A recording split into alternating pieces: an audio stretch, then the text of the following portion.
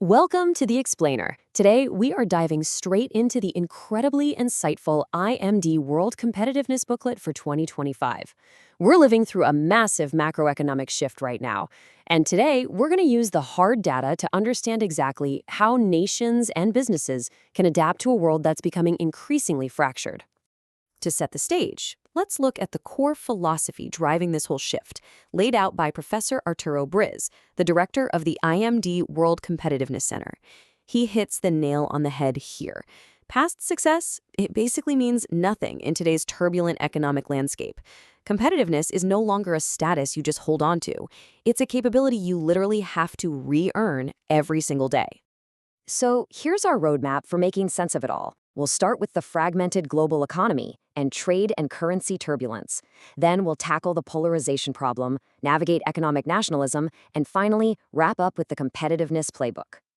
All right, kicking things off with part one, the fragmented global economy, and really the end of smooth globalization. We're heading into an era heavily defined by protectionism and policy flip-flops. And honestly, it requires a complete overhaul of corporate strategy to survive all these shifting alliances. Because of this, the very definition of global success has evolved. Traditionally, it was all about macro stability, a friendly business environment, and quality infrastructure. But today, that's just the baseline. To actually compete now, you absolutely need digital readiness, green transition management, and serious resilience baked right in. Moving right along to part two, trade and currency turbulence. Time to navigate some really volatile waters. Right now, currency volatility is hitting multi-year highs. We're seeing dramatic swings and a historically overvalued US dollar acting as a literal geopolitical battleground. And here's the so what for you. This volatility completely distorts global competitiveness. It makes some countries' exports artificially dirt cheap and others incredibly expensive, completely ignoring how productive they actually are. So, how in the world do you operate in that environment? Well, smart global companies are actively ditching that old lowest-cost supply chain model. Instead, they're prioritizing robust resilience.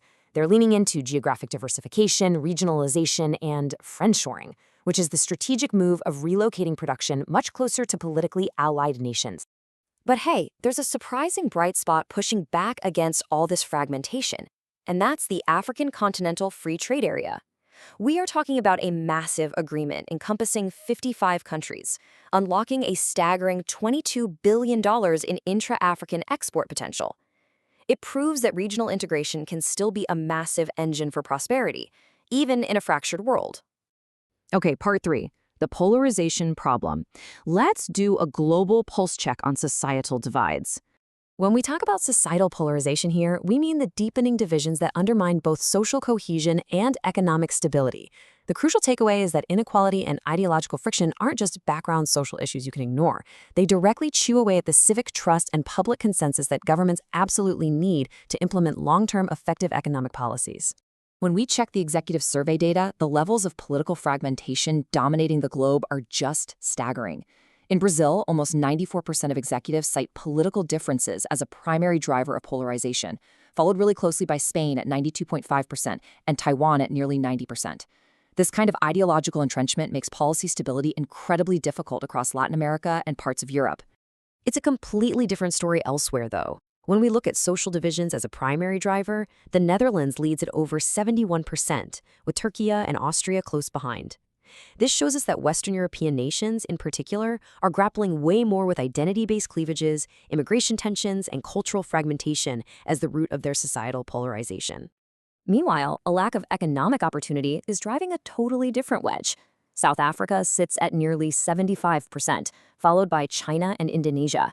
This clearly indicates that in emerging economies, the perceived lack of inclusive growth, structural alienation, and stalled upward mobility are the dominant forces pulling society apart. Which brings us to part four, navigating economic nationalism, going from isolation to strategic autonomy. So how do governments protect their interests without wrecking global trade? The answer is a paradox called smart protectionism, targeting strategic sectors while maintaining general economic openness. The absolute most competitive economies out there aren't building absolute walls. They aren't resorting to pure isolationism. Instead, they're masterfully balancing targeted protections for critical industries alongside dynamic international competition. To see what this actually looks like in action, look at East Asia and the Gulf states. East Asian economies have used brilliant industrial policies to dominate advanced manufacturing and semiconductors without triggering a zero-sum global retaliation. Meanwhile, Gulf states are using their massive financial resources to drive economic diversification while keeping their broader investment environments highly open. That is exactly how you build strategic autonomy. All right, final section, part 5, the competitiveness playbook. Let's look at how we actually adapt to this new normal. Listen, staying competitive today means recognizing that the global map is changing.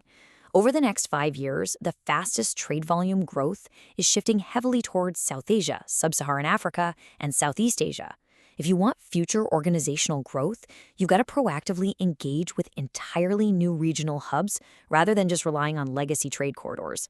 And then there's the green transition, where the economic upside is just massive. The top 10 European renewable energy companies are pulling in billions in revenue. They figured out how to turn environmental imperatives from a regulatory burden into an active competitive advantage. Being early movers in green energy is paying off big time, allowing them to dominate the global market for clean technologies. Ultimately, whether you are a business or a government, you've got to embrace these 4 steps to build a resilience mindset. Number 1, build agility into your culture so you can pivot during crises. 2, manage inflation strategically. Treat it as a pricing and innovation challenge, not just a cost. 3, keep fostering cross-border collaboration despite the fragmentation. And 4, never stop investing in long-term drivers like digital capability and education. You have to build a proactive capacity to thrive during volatility, rather than just retreating into short-termism. Which leaves us with one final crucial question. In a world of fragments, are you building walls or are you building bridges? As we conclude this explainer, I really want you to consider how you and your organization are going to adapt to this new normal. Will you isolate and shrink back, or will you find strategic, resilient new ways to connect and compete? Thank you so much for exploring the data with me today.